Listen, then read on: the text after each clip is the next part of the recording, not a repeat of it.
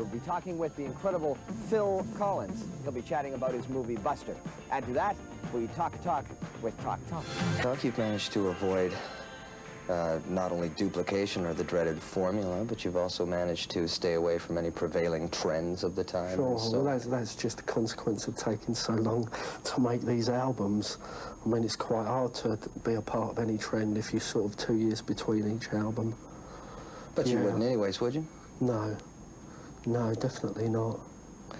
No, we just found ourselves in a really fortunate position, you see, from sort of like the success, if you like, and the support we were given from the It's My Life album. It's just enabled us to make The Colour of Spring in this one, you know, in increasingly more in ideal terms.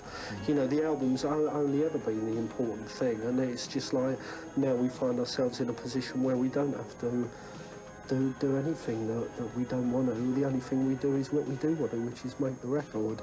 This album, what we've tried to do here is put together two things that don't normally exist on record, that I've never actually seen exist anywhere on album before.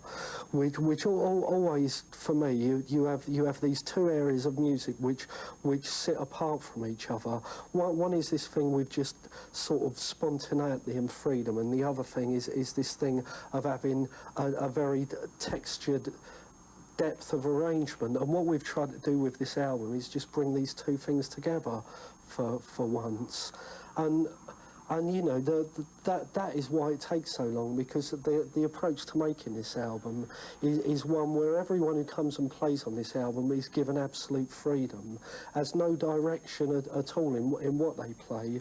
Will play maybe for days, and then you just take a few seconds, and then you assemble an arrangement from that.